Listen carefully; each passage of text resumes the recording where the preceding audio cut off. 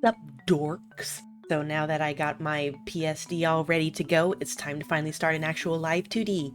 So I have the latest version 4.2 and I do have the paid version, so if you're trying to use this as some kind of tutorial, it'll work a bit different for you because, you know, the free version has some limitations that the paid version doesn't, but there's a lot of good guides on how to more efficiently use layers and stuff for the free version, so you can find one of those if you need it. So the first step is just taking our PSD and dragging it right in. Oh. And bam, you'll see that we have all the layers here. As you can see, the clipping masks that I had going in Photoshop do not transfer over to Live2D. You have to make them fresh. It just, because the way that it works is a little different. But otherwise, you can see everything's in the right order.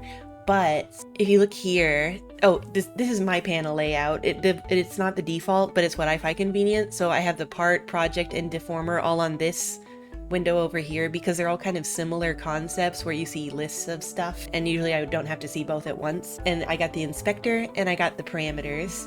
All these are very important. But you see here the draw order is 500. That's the default draw order. And basically anything that's above other numbers, like 1,000 is the most in the front thing, and then as you go back things move behind other things. And if everything's on the same draw order, like right now everything's 500, but it can still tell what order they should be in because of the order they were in Photoshop. But because you never know what you're going to want to be putting behind and in front of other things when you add items and stuff, you want things to not all be at 500, you want them to be at different numbers. So that's one of the first things I do, is I put things on different draw orders. So I like to keep the back of the face, this shape, I like to keep that at 500, and so then I know that anything that's in front of that will be above it, like face unshade, 501. And as you can see, as that goes forward, everything that's in that's still at 500 is behind it now. And so it's just a matter of, you know, putting everything on different draw orders. I do think it's best to go by kind of increments of 10, unless I'm super sure that I'm not going to want to put things between other things. That way that you leave a little room in case it's like, oh, I want this to be between the draw order of this and this. You don't have to, you know, change all the numbers around. You already have some free numbers to use. So like inner mouth 510, tongue 515, top lip 520.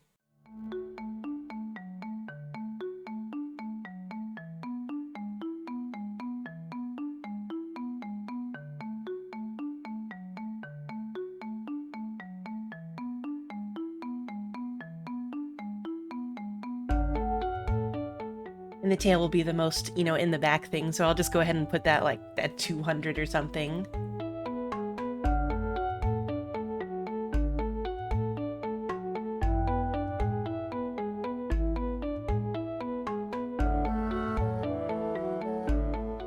Oh, and as you can see, I forgot to point out as I was drawing it, but I did draw the full circle for these, since you never know when you're going to want to have the eye open real wide, or, you know, when I'm looking down, obviously you'll be needing to see the top of it.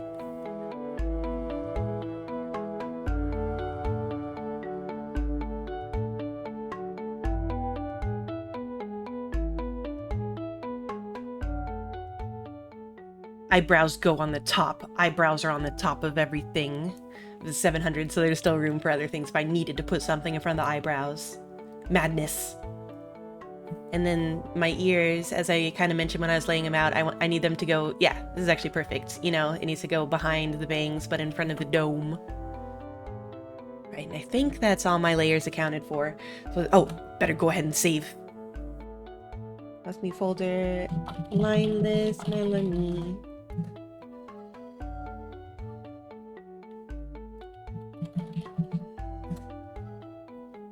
Oh, and the nice thing is that if you have a PSD kind of like mine, where all the layers are separated out and ready to go, you can edit that PSD and then drag it back in and replace the current art with it, and it'll plug the new layers in and everything. So it's really convenient for replacing your art like that. You can also just drag in even like PNGs or other PSDs to add things, but it's convenient to have the original PSD and have things in there so they all line up automatically and stuff. So the next step of setup is If you look back over here in the inspector panel, the ID is a very important thing. This is what the program actually understands what each thing is by. The name is just for your own reference, but the ID is like when you're telling other things what to clip to and whatnot, it'll go based on the ID. So you want to make sure all your IDs are actually recognizable. It'll also be helpful if you're using VTube Studio and you want to do those kinds of custom lighting things and whatnot. They'll just be labeled as art mesh number whatever if you haven't named them, and it gets a lot more confusing. And as you might notice, if things were one word as the name, they'll go ahead and make the ID that, but if it was 2 words, it'll just call them art mesh. So actually maybe when you're making your PSD, you should try to make all the names of the layers 1 word. That's something I just realized that I should learn. So like, I'll just go through all these and give them proper names.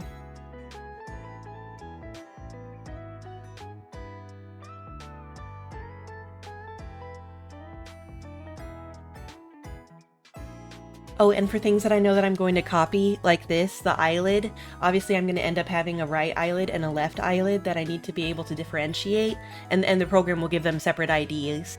So I'm just going to go ahead and call this eyelid R, and ear will be ear R, cheek highlight R.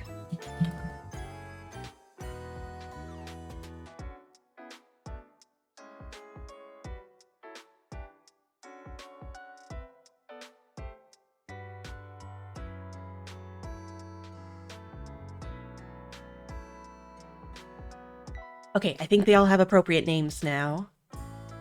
So the next thing we'll want to do is go ahead and set up the clipping masks for things that need to be clipped to other things. So like this white shade that obviously looks out of place. So we just need to go over to whites and copy the ID from there. So for me it's whites R for this. And then of course when we end up making the copy, we'll have to change all the names over. That'll be pretty easy. So we set that to clip to whites R. As you can see, it gives you a little warning. There's some things that can't understand clipping apparently. VTuber Studio does. I don't know about other programs. There's other things like multiply and stuff that I also don't know. If, you know, things like, what are the other ones called?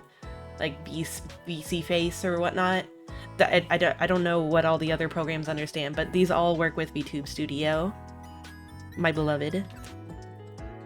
Oh, an inverse mask is also a thing you can do.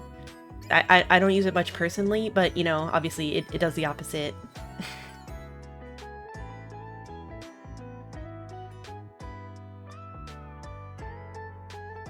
Clip the tongue to mouth inner. Oh yeah, face base. Clip this. Clip the blush. And as you can see, it already knew to put the blush on multiply. I think that's all the things I really need clipping for. You know, I could set all these things to be clipped to the face, but they're not actually going to be going out of bounds or anything, so that's fine. This should be clipped. Alright, and I think that's pretty much everything in terms of initial setup. So now we can start getting to the fun part. So the first thing I always like to do is blinking, just because it's kind of easy and you know, it's very important. It's very important to be able to blinky blink. So meshes. Meshes are a lot to explain, and I probably wouldn't do a full good job, but basically I'm gonna go ahead and start making an auto mesh. And as you can see, ba-bam, here's all these different vertices. The super pros will make their own fucking vertices. I usually just start with a standard one and then I edit it a bit. You want nice clean triangles is the basic rule of thumb. And depending on how complex the shape is that you're deforming, you'll need like different outlines of different parts of it. But since these eyelashes are so simple, I can just get away with this kind of thing. And that'll do me fine. Now why is this cropped off here?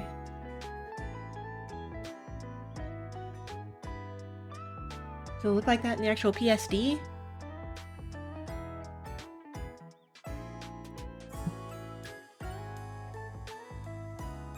It does. Alright, so here's an example of how you can replace things. So I'm gonna go in here, eyelid, just gonna go ahead and Aha. Save that. And then I'll go back to this PSD, drag it back into Live2D. And I'll have this little window. So I don't want to create a new one. I want to go back into this one. Ow, my windows keep starting on a different monitor. And replace that PSD. Say okay. And you can see it replaced this. Perfect. So now that I have a mesh that looks the way I want it to, there's different ways that help you deform things without having to move every individual vertex, because you can see, like, you can start to see how these affect different things. Wub, wub, wub. Wub, wub, wub. But obviously you don't want to be moving them all individually. So one thing that's really useful is this guy.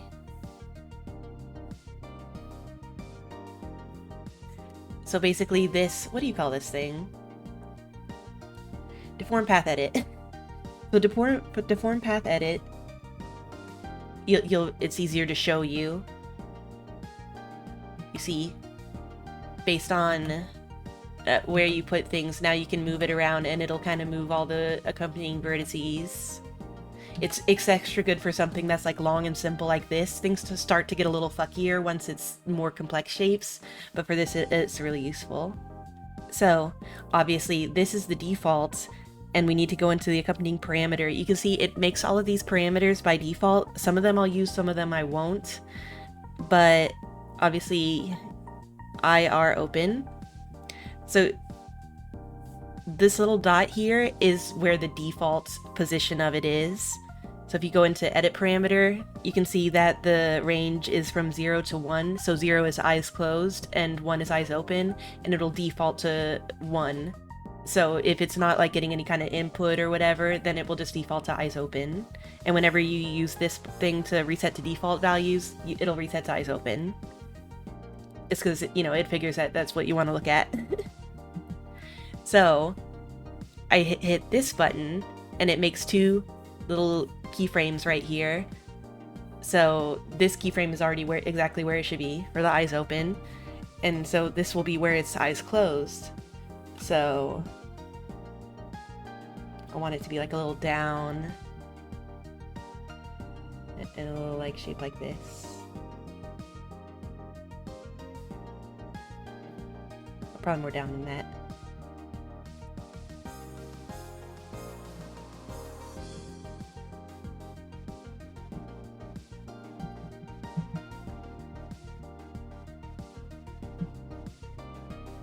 Whoop, whoop, whoop. Obviously this is way simpler than it'd be if you have a lot of different eyelashes and stuff. And then eventually I'll probably add the equivalent of my terror eye here, which, you know, like just requires it to go up like this. Super easy. But so that's the eyelash. So obviously we need to make the white close. And for this, first we gotta make the mesh. I think standard should be okay. Yeah. And so instead of actually directly editing the mesh, there's a few different ways that you can deform things and move them around in this program. The most granular is to actually edit the mesh and, you know, like do this kind of thing. The next most detailed that you'll be using a lot is these warp deformers. And this is another thing where it's easier to explain by doing. So I'm gonna call this one eye closer. And you can see it creates this box. And basically, as you move the points in this box, everything all the vertices on the things in the box will be moved. Like all the vertices that are within each of these squares will move. So you can move things around in a more like big collective way very easily. And it saves you from having to do a shit ton of keyframes on an individual mesh. So for the sake of this, I don't need... Oh, and you have these Bezier divisions that just kind of help you select, you know, big chunks of the squares to move in big ways. So I only really need, yeah. Oh, and here, this helps to understand how the boxes interact with the individual vertices. So if I only have like this many, and then I create my keyframes and go to close it,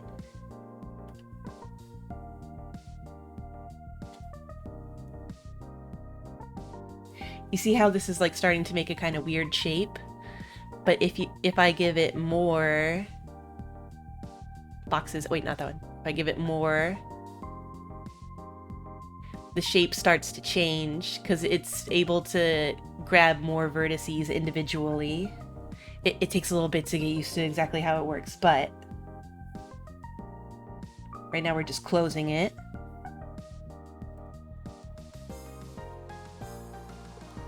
So I'm just squishing this so that it goes under.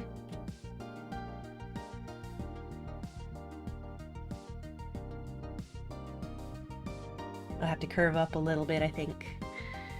And then you can just kind of do this to see how it's doing. See, I want a few more on the width.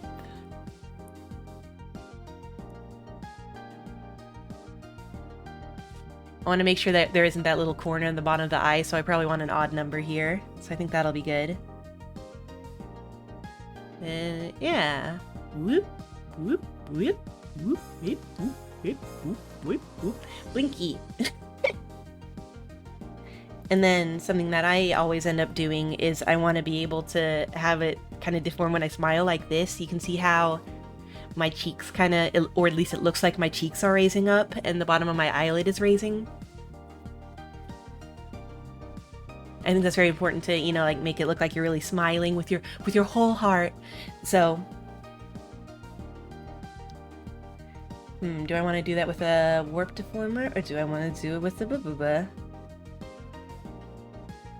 Might go ahead and do it with on this same thing, because if you notice when I close my eyes,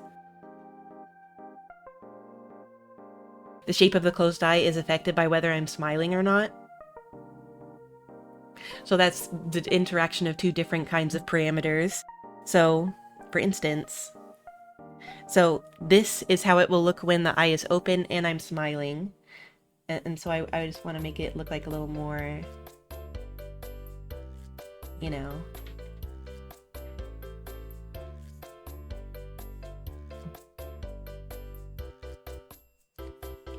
Yeah, you know? And so then when I go to eye close, smiling. Oh, smiling. I'm gonna do the same thing for the... Those my lashes. IR smile. So my eye closed smiling, you know, will be a little more like this.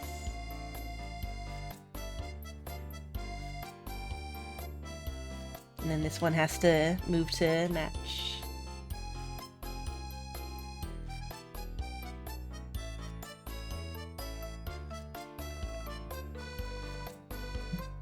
Oh, I probably want this to be higher up. Or I mean lower down. So 1, 2.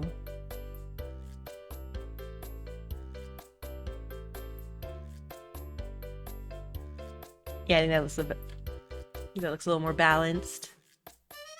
Oh, and if you want to see how the combination of two parameters looks when, you know, like it's moving around in different areas between them, you can hit this little thing and it creates a kind of grid. So then like anywhere in the combination of the two, you can see how it's working out. And as you notice, like this starts to look really weird, so I'll probably want to move the highlight around some based on, you know, how open my eye is, so that it doesn't look so fucking dead when you like get like here. That's another thing I do actually is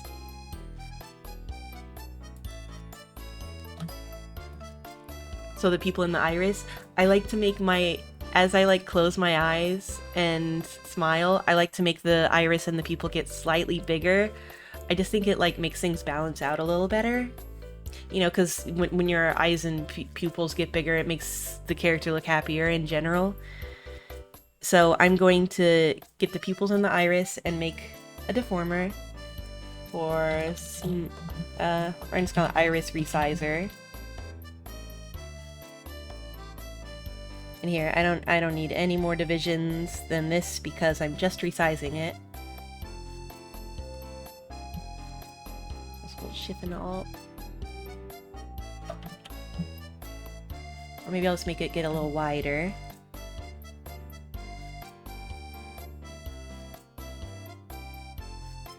I should probably do both.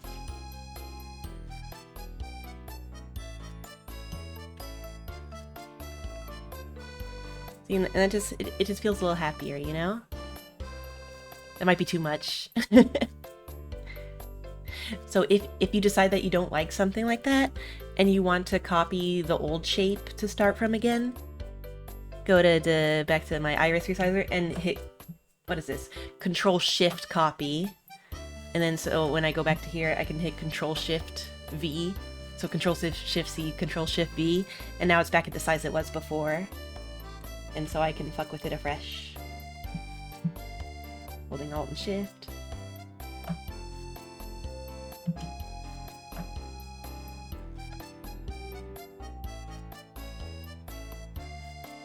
Yeah, subtle, but important.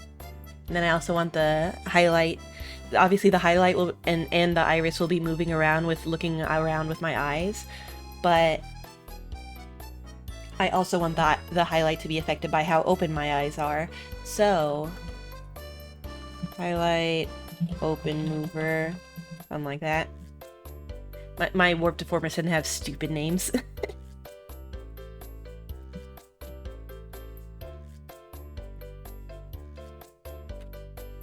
So as my eye closes, I want it to just move down a bit.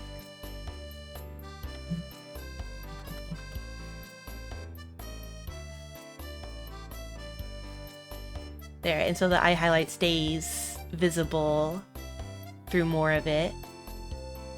So you don't look quite so dead inside. Just a normal amount of dead inside. And so, reset to default values, always useful. So let's go ahead and have the eye look around.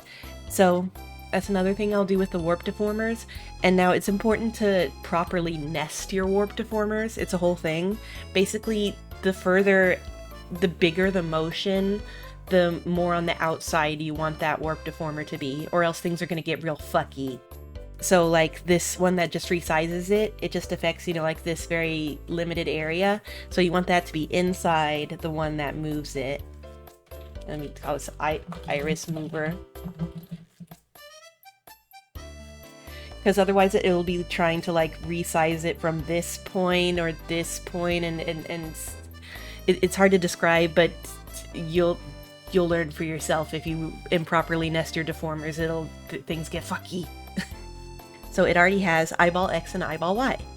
So I'm just gonna create, and this time I create 3 keyframes because the default is right in the middle, which makes sense, right? You know, it's when you're looking straight forward. So this part of it will be when you're looking over to the left. You don't want to go too far because, you know, like you don't need that. Things will start to look ridiculous.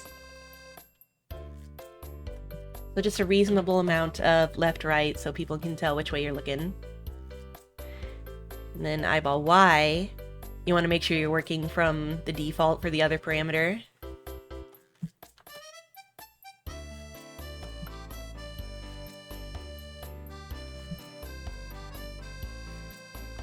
Don't want to look too far up or else it starts to look like you're zombifying.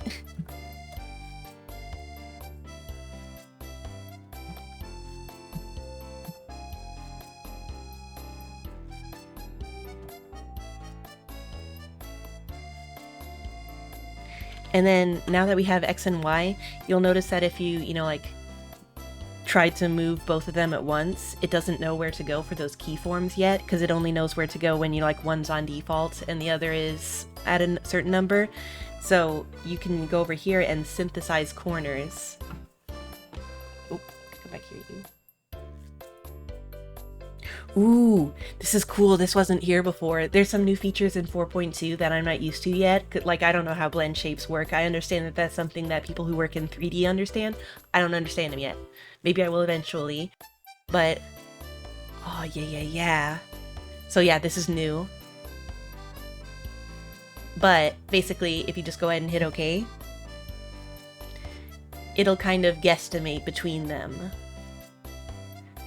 So a lot of times you'll end up having to adjust, you know, exactly how the corners look depending on how much you like where it thinks it should be. But for something like this, yeah, that works just fine.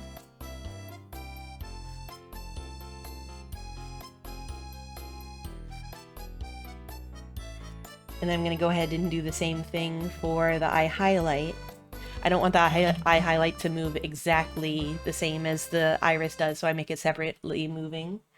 Eye height mover.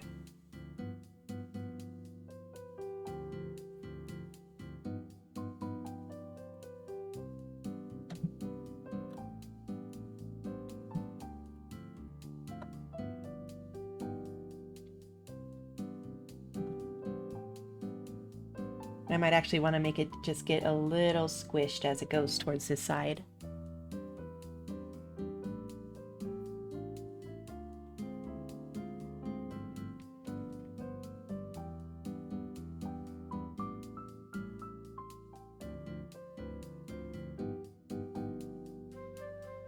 And then do that thing where I synthesize corners again.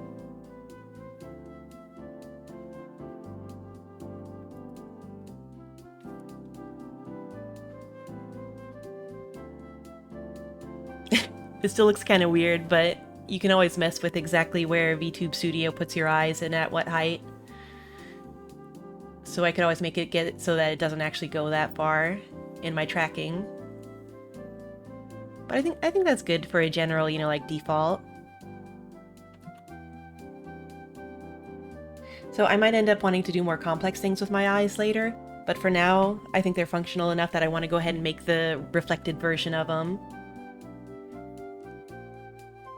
So this is another thing that if you don't do it quite right can get real fucky real fast and things will start moving off your face. So you gotta be careful. And I'm gonna see if I do it right this time. Let's take a look. So I want to grab everything that I want to have reflected over. And now obviously these things won't actually be reflected because then your eyes would be crossing every time you look to the left or right. So first I'm just gonna grab the eyes, the whites, and the shadow. Or actually, oh shit, the shadow. The shadow I probably want to move a bit with the eye opening.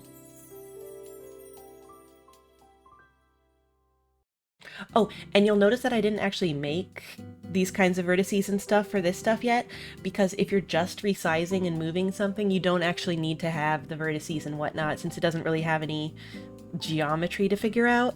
But I'll probably want to make vertices for those later. Meshes, I mean. But here, as my eye closes, I'll go ahead and do this on this since I'm not going to be doing a lot of crazy fucky stuff with the shadow.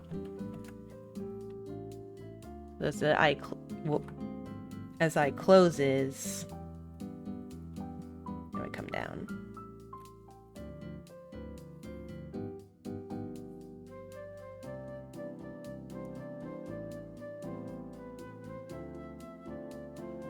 There we go. Alright, so now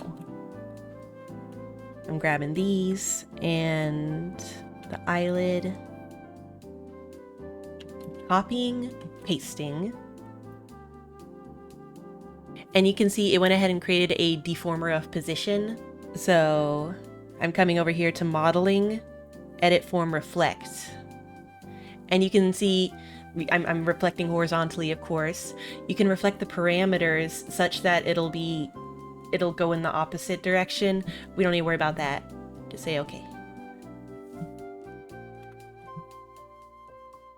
Oh, see that's, you gotta be careful, you gotta be fucking careful. Oh, duh, I'm stupid. So you don't actually have to have all these selected. Since it gave me one of these, I'm just going to reflect this, and it'll reflect everything in it. So modeling, reflect, or wait, what was it? So modeling, edit form, reflect horizontally. I'm gonna move it on over.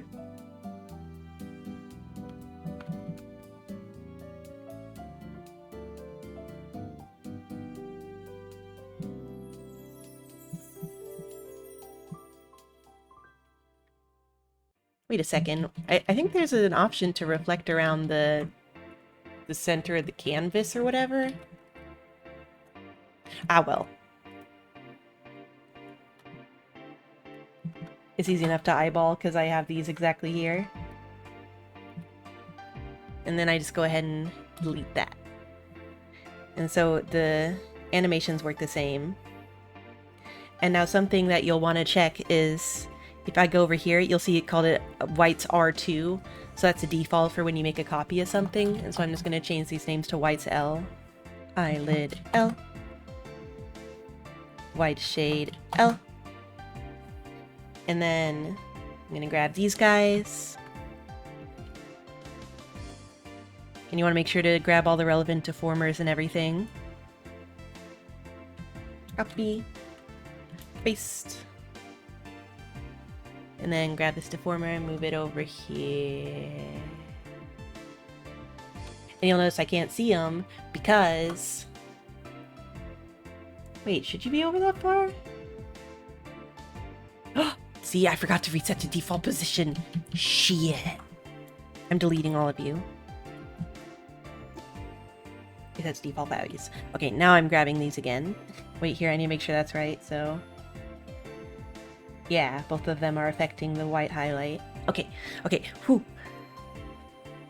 So copy those. Paste. And then select just that. And you'll see I can't see it because they're still being clipped to these whites. So I'm going to rename them Pupil L, Iris L, I highlight L, and they need to be clipped to whites L.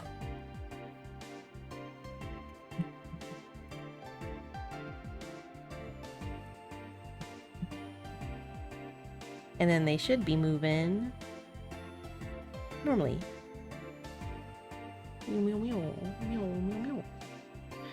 And now your only issue is that you'll notice that these are both still linked to IR open, but that's not a problem. So you want to, here, wait, I don't need this anymore. So you'll want to go into everything here that's linked to IR open. So this link is linked to IR open, and then my eyelid. Here, wait, I need to make these distinguishable.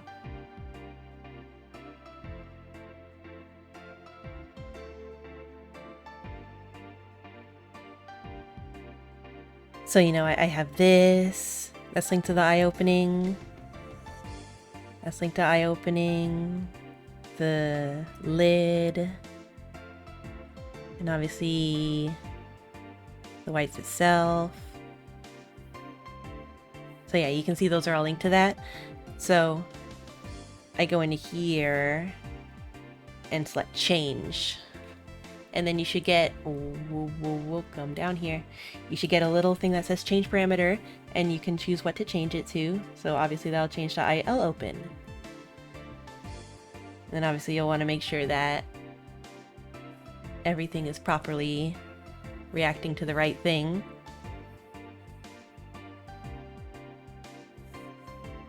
Yeah. Now here's another thing. So eye smile, you're not gonna like want one eye to be smiling and the other one not smiling. That's why. So I delete one of them. And I'm just gonna go ahead and rename this one to eye smile.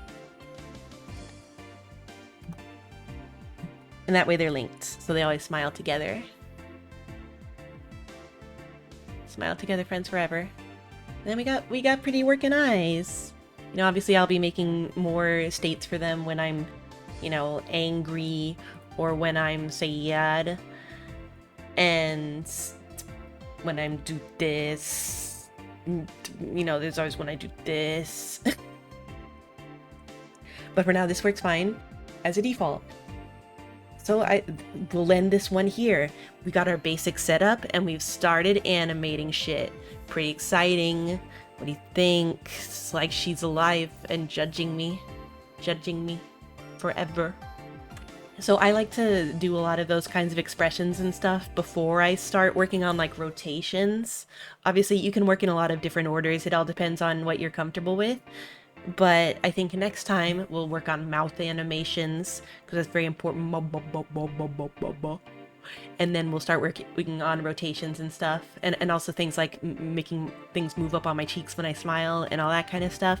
There's so much to do, but that's it for today. I hope that was educational or interesting or, you know, whatever. I don't have anything to prove to you. See you next time. Sayonara.